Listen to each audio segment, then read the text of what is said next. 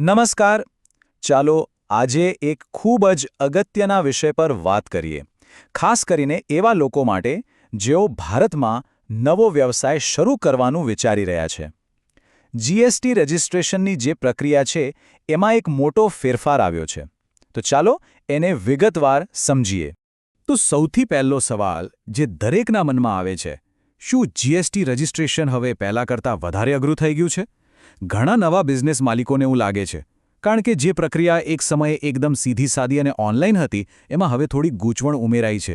પણ ગભરાશો નહીં, આપણે આખી પ્રક્રિયાને સરળ બનાવીને સમજીશું. તો હા, જવાબ છે કે પ્રક્રિયા બદલાઈ છે. એક મોટું અપડેટ આવ્યું છે, જેણે આખી સિસ્ટમને સંપૂર્ણ ઓનલાઈનમાંથી એક નવા હાઇબ્રિડ મોડલમાં ફેરવી દીધી છે. હાઇબ્રિડ એટલે કે હવે એમાં ઓનલાઈન અને ઓફલાઈન બંને ભાગોનો સમાવેશ થાય છે. આ બરાબર શું છે અને એની તૈયારી કેવી રીતે કરવી એ જાણવું ખૂબ જ જરૂરી છે. જુઓ, અહીં જૂની અને નવી પ્રક્રિયા વચ્ચેનો તફાવત બિલકુલ સ્પષ્ટ છે. પહેલાં કેવું હતું? બધું જ ઓનલાઈન. અરજી કરો, ડોક્યુમેન્ટ અપલોડ કરો અને અધિકારી ઓનલાઈન જ બધું ચેક કરી લેતા. પણ હવે અરજી તો ઓનલાઈન જ કરવાની છે, પણ એ પછી ચકાસણી માટે રૂબરૂ જવું પડશે. આ ફેરફાર ખોટા રજિસ્ટ્રેશન અને ટેક્સ ક્રેડિટના જે ખોટા દાવા થતા હતા એને રોકવા માટે લાવવામાં આવ્યો છે. અને એટલે જ ઘણા બિઝનેસ માલિકો અને કન્સલ્ટન્ટ્સ હવે કહી રહ્યા છે કે જીએસટી માટે અરજી કરવી હવે કોઈ રમત વાત નથી.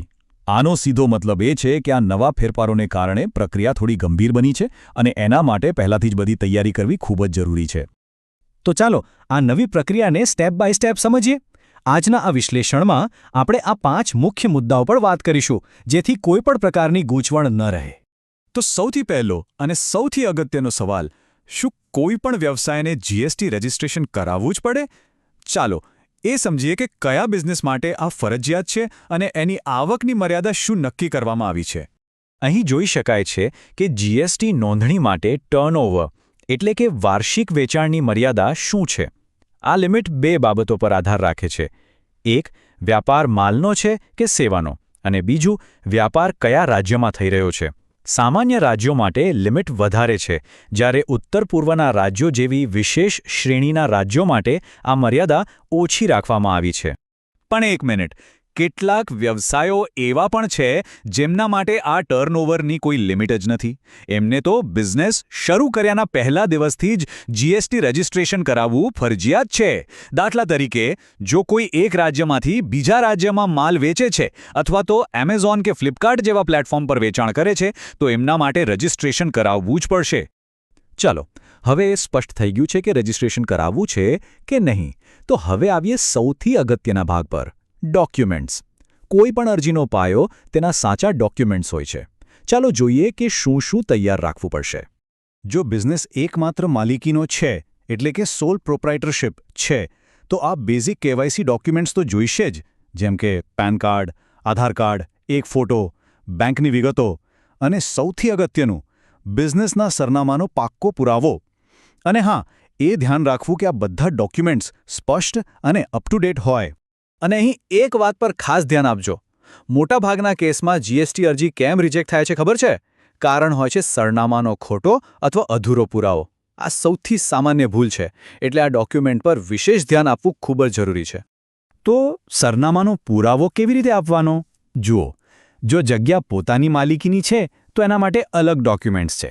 પણ જો જગ્યા ભાડે રાખેલી છે તો લિસ્ટ થોડું બદલાઈ જાય છે.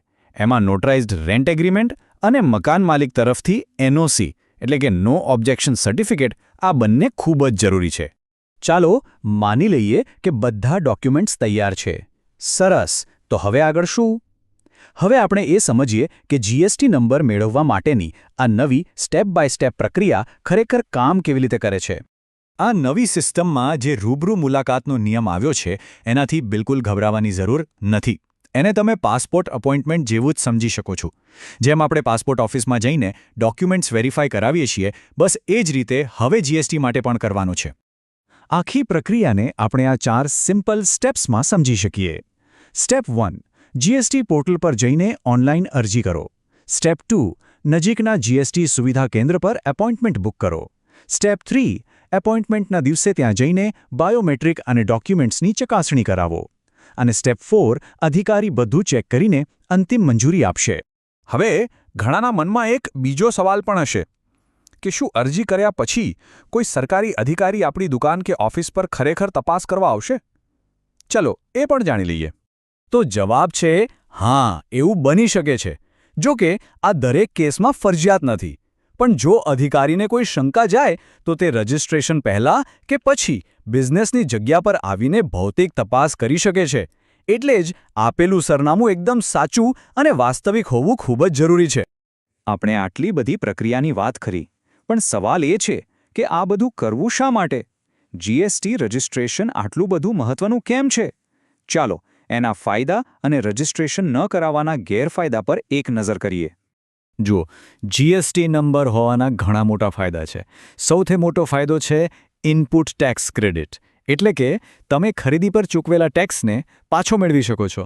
આનાથી તમારો ટેક્સ ઓછો થાય છે, તમારો વ્યવસાય કાયદેસર બને છે, લોકોનો ભરોસો વધે છે અને તમે મોટા B2B ગ્રાહકો સાથે સરળતાથી વેપાર કરી શકો છો.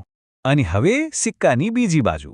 જો કોઈ બિઝનેસ જીએસટી માટે લાયક છે પણ રજિસ્ટ્રેશન નથી કરાવતો તો શું થાય? તો એના માટે ઓછામાં ઓછો 10,000 રૂપિયાનો દંડ થઈ શકે છે.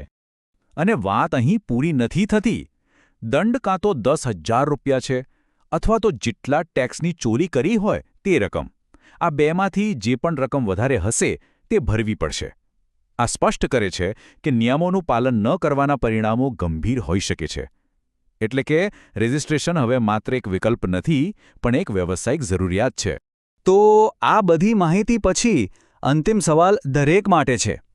શું કોઈનો વ્યવસાય પાલનના આ નવા યુગ માટે તૈયાર છે? આશા છે કે આ વિશ્લેષણ તૈયારી કરવામાં જરૂર મદદ કરશે. તમારો કિંમતી સમય આપવા બદલ ખૂબ ખૂબ આભાર.